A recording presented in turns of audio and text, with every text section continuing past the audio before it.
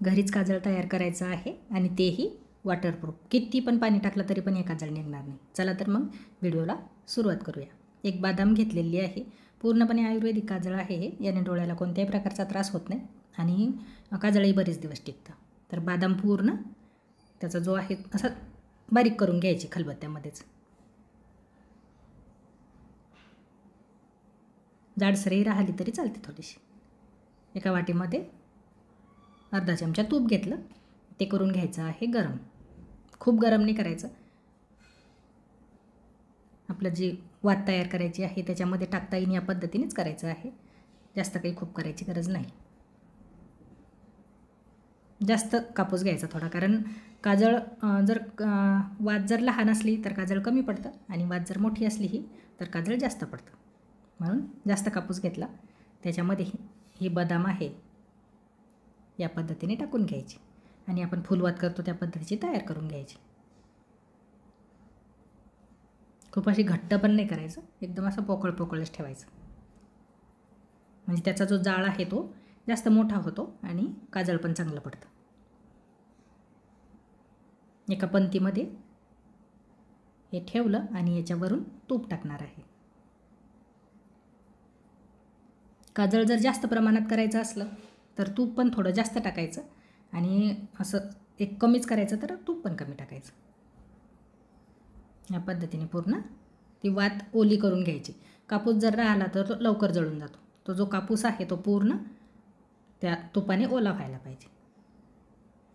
या पद्धतीचे 2 भांडी ठेवले. फुलवात पेटवायची आणि त्याच्यावर ठेवायचं आहे एक ताट. छोटी प्लेट ठेवू शकता तुम्ही, मोठं ताट असलं तर मोठं. असं ठेवायचं की ती वात त्याला टेकली पण नाही पाहिजे आणि त्याच्यापासून खूप असं अंतर पण नाही राहिली पाहिजे. ज्या दोघांमधलं अंतर आहे वातीच्या आणि ताटाच्या तर हे कमी राहिलं पाहिजे. एकदम जर टेकली तर ते पण विझून जाईल आणि खूप जर लांब असली तर ते काजळ पण त्या ताटापर्यंत जाणार नाही. तर अंतर खूप कमी ठेवायचं. आता पूर्णपणे वात विझली, ताट पण थंड झालेलं होतं. आता दिसताना तुम्हाला हे खूप कमी दिसत असेल पण भरपूर काजळ होऊन जातं याच्यामध्ये आणि काजळ तसंही जास्त काही लागत नाही. अगदी थोडं जरी केलं तरी 7-8 महिने तरी सहज चाललं जातं. आता हे पूर्ण ताटाचं काढून घ्यायचं. हे काजळ जर फ्रीजमध्ये ठेवलं तर बरेच दिवस म्हणजे 1 वर्षसुद्धा टिकू शकतं आणि फ्रीजच्या बाहेर 5-6 महिने तरी टिकेल.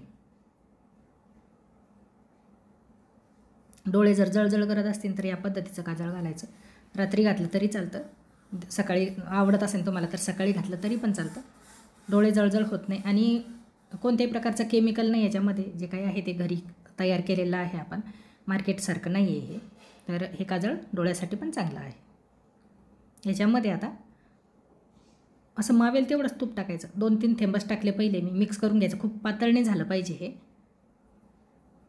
म्हणजे लावताना ते असं वेगळं लागतं. मग घट्टच ठेवायचं. ज्या पद्धतीचं मार्केटमधलं काजळ असतं त्या पद्धतीचं.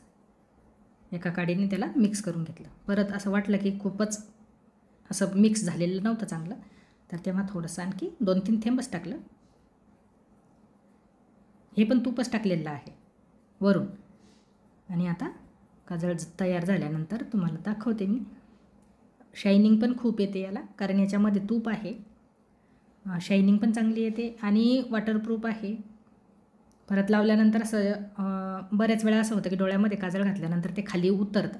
तर हे काजळ शक्यतो उतरत नाही खाली, डोळ्यालाच राहतं बरोबर. आता तुम्हाला पाणी टाकून पण दाखवत आहे इकडे मी. कितीही पाणी टाकलं आणि साध्या पाण्याने जर धुतलं, हा हात मी साध्या पाण्याने धुतल्यानंतर तर तो निघाला नाही.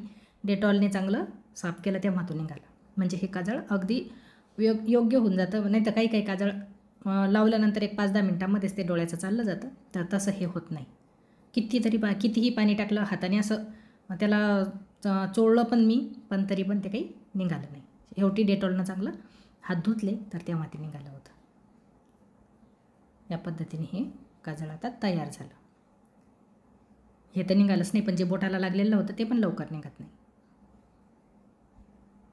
लहान बाळासाठी पण हे काजळ चांगलं आहे. आणि आमच्या इकडे तर 5वीच्या दिवशी बाळंतीला या पद्धतीचं काजळ करत असतात. तर बोटाचं पण निघत नव्हतं लवकर. तर हे एकदा काजळ नक्की करून पहा आणि व्हिडिओ जर आवडला असेल तुम्हाला तर लाईक शेअर सबस्क्राईब करा. छोटी डब्बी होतीच माझ्याकडे तर त्याच्यामध्ये भरलं. आता हे काजळ दिसताना खूप कमी दिसत आहे पण 1 वर्ष तरी पुरतं हे काजळ, भरपूर दिवस पुरतं.